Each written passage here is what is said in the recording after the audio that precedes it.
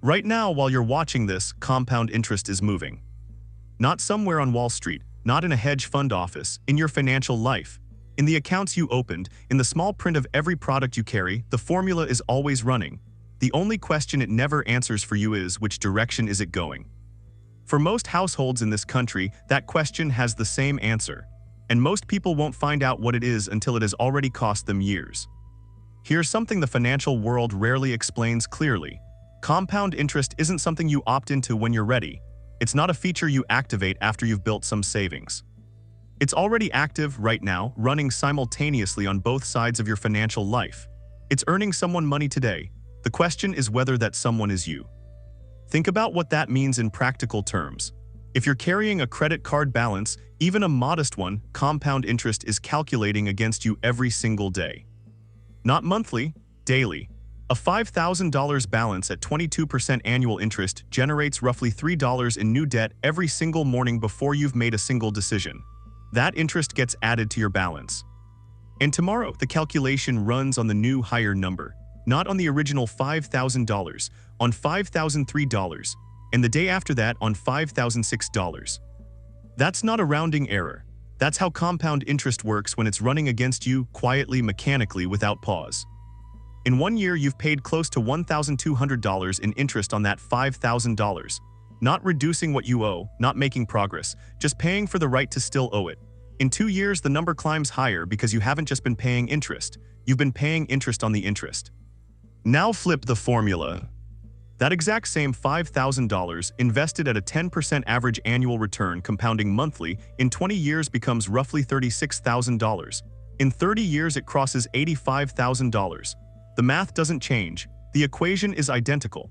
What changes is who holds the debt and who holds the asset.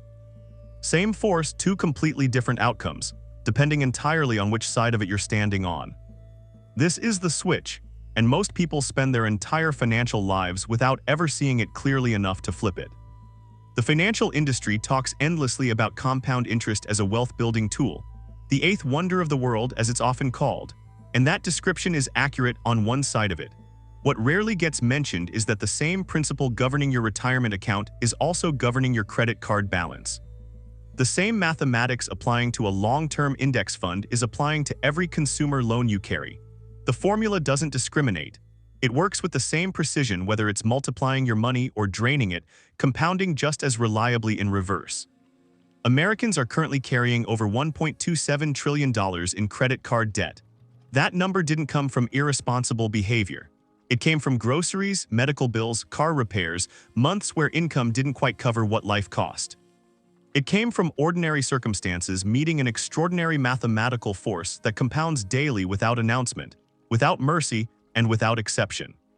And every single month, a portion of every affected paycheck leaves those households, not toward their future, not toward their stability, but toward the balance sheets of institutions that understand exactly how this formula works. They're not growing rich through genius, they're growing rich through mathematics, the same mathematics you have access to. Here's the pivot that changes everything, and this is the part most financial content misses entirely. The moment you eliminate a debt carrying a 22% interest rate, you have just made the highest returning financial move available to you right now.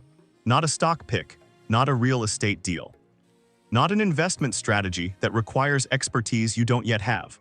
Eliminating a 22% liability is mathematically equivalent to earning 22% guaranteed and risk-free, because every dollar that no longer feeds that balance stays with you permanently. The compound interest that was calculating against you has stopped. The formula has nothing left to work with on that side, and everything you redirect from that point forward begins to accumulate rather than disappear. That is the switch. It's not complex, but it requires you to see it clearly, precisely before you can use it. Here's where it gets psychologically difficult, because most people don't flip the switch not because they don't want to, but because they're held in place by three traps they can't quite name. The first is the minimum payment illusion. Minimum payments are calculated at a level specifically designed to keep you carrying a balance indefinitely. They feel responsible. They feel like progress. But at minimum payments, a $5,000 balance at 22% APR takes over 17 years to fully pay off, and you'll have paid more than $7,000 in interest on top of the original debt. The bank designed that payment to feel manageable, because manageable is another word for permanent. The second trap is the delay decision. I'll start saving once I've paid this off. Every month that statement remains true is another month the formula runs against you without interruption. The delay itself has a compounding cost, never visible on any statement, but absolutely real in the final numbers, measured in years and in dollars. The third trap is the most silent, financial numbness. When debt starts to feel permanent, people stop engaging with the numbers entirely. They pay the minimum, look away from the balance, and wait for circumstances to change on their own. But compound interest doesn't wait for circumstances. It doesn't pause out of consideration. It calculates every day automatically, regardless of how tired you are of thinking about money. This is where most households quietly lose ground, not in a financial crisis, not in a dramatic collapse.